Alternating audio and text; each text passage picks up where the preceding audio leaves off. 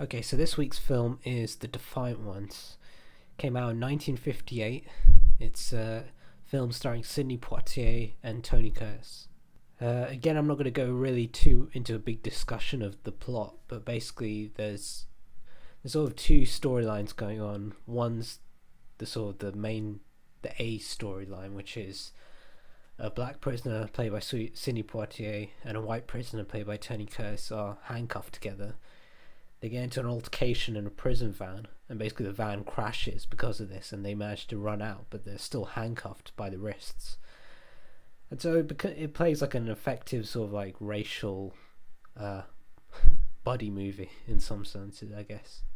Actually, it's not really a buddy movie, but it's, sort of sets them up because clearly the Tony Curtis character is a kind of southern racist character, and it's sort of set up straight from the off when he calls Sidney Poitier the N-word, and that's what leads to the altercation in the beginning. So it's an interesting one, a racist and a black man handcuffed together. It's just an interesting notion, and that's sort of the main selling point of the film. There's a second storyline which involves an actor called Theodore Bikel, who plays this wonderful role as the sheriff, and he's basically the one who's tasked with tracking down the two prisoners, and it's sort of the B storyline because he's the one chasing them. And the thing I find interesting about this storyline is the film could have been so cut and dry, could have just focused on the two convicts and nothing else. But the film, I think, was trying to not make this film so focused on just the racial argument and the racism, but also focusing on other types of conflicts. So another conflict that goes on is between the sheriff and his deputy. The deputy is sort of like a very authoritarian figure, wants to catch these prisoners as quick as possible by any means necessary. And that includes using sort of vicious dogs that could possibly injure or kill the prisoners. Obviously, they both have the same goal of protecting as many people as possible, but it's just interesting the conflict that arises between the sheriff and his deputy. Clearly, the sheriff is the one in charge, but he keeps getting sort of undermined and undercut by the deputy, who's played by Charles McGraw, who was in The Birds and a bunch of films from this era.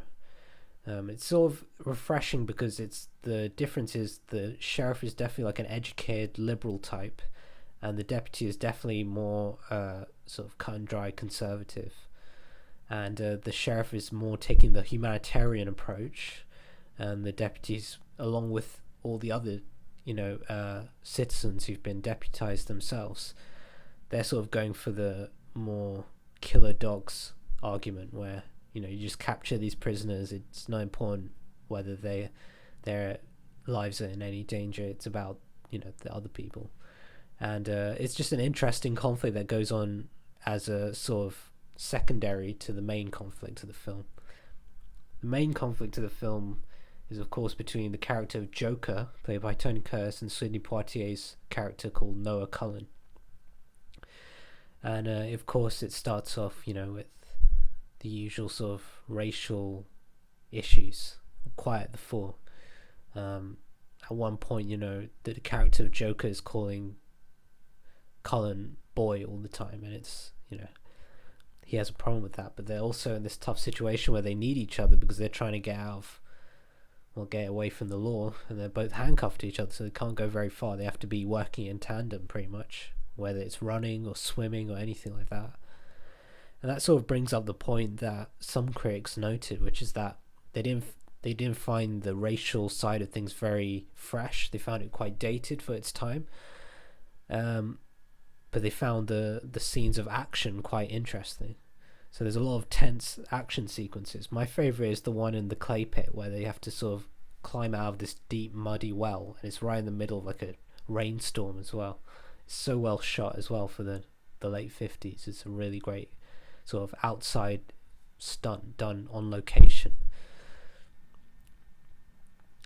I think a lot of reviewers didn't really they sort of approached it from the way I think a lot of people would, which is that this is a film from the 50s talking about complex racial tensions, and obviously race relations have changed to some degree they haven't changed, but I think a lot of reviewers wanted to come at the film as this is clearly a film from a long time ago. It can't have much relevance today. And I actually think that's not true. I think there's a lot of questions of morality and gratitude and how you deal with people in general, whether it's between black and white or whether it's between liberal and conservative, that still cuts deep today as well. It's interesting, this was before civil rights, so it was more of a protest film, whereas today it would probably be more of a social realist film. I think the only bit I found dated was this scene.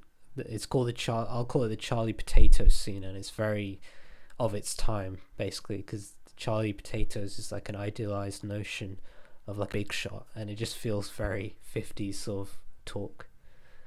The rest of the film, I think, flows quite nicely. It's definitely not a film that takes too long. I think it gets its point drummed across quite quickly, and actually there's quite a lot of soul performances in it, not just the two main characters or the sheriff and his deputy, but also like there's a few characters on the side.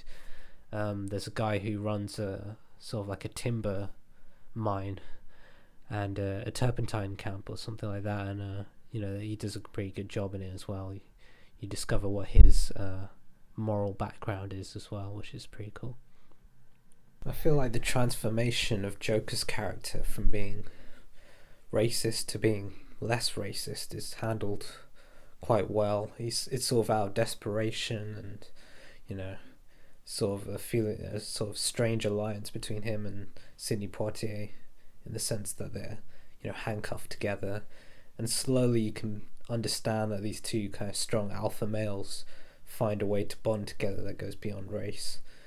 And as their situation becomes more dire and eventually the handcuffs are broken, you can understand why they still sort of stick together, and you can understand why Joker's character softens. It's handled so much better than, say, Edward Norton in American History X, where he just sort of goes from this fervent racist, ideologist to suddenly being completely open-minded literally overnight in that movie, and it just doesn't work. Whereas here, it's just handled a lot more believable, and I like that. It's sort of he probably would change after the movie, but it's like it doesn't matter. I think I like the balance of characters. Sidney Poitier is meant to be this sort of like restrained, patient type, and Joker is just like really impetuous, really eager, just very fiery, and it's just interesting, the idea of those two characters being paired together, chained together. I think there were a lot of films from this time that critics said were out of touch and just didn't really reflect the more complex way of society. That actually, if you watch, and I think another good example of this is 12 Angry Men, which sort of looks at macho alpha males, in a room together, clashing, and how there's a lot of insecurities and stuff that come to the fore. I thought that one also still holds up as well. I think, I read these reviews and I always wonder if they actually saw the film, because I'd say the majority of these films, they still feel like real dialogue, real relationships. And there's only like the 10% where there's like moments like the Charlie Potatoes scene where it's just, okay, this is, you remember very clearly this is from the past. But I tell you what, when the dialogue gets going, you tend to like get lost in the characters. And I love the title as well, The Defiant Ones, because I think defiance is really key to all of this. It's not just Sidney Poitier against, the racism of the time. It's also Tony Curtis's character being defiant of, the class conflict. He complains in one scene about how his job as a car attendant, he had to thank the people he was doing favors for, or doing his job, and he really hated that. He wants to be this guy, Charlie Potatoes, who has the money, who has the power, and so there's all this class conflict also in his character. And I think that element of defiance applies to a very amount of things. I think it's about the system and the minorities, and I think that idea of overcoming the systemic challenges, which I find for its time, when there was so much ingrained racism and I'm sure ingrained political divides and class conflict, stuff that's still relevant today, but I think back then it was so a part of the system, it felt almost impossible to break. And so that's a great title, The Defiant Ones. Describes the film perfectly.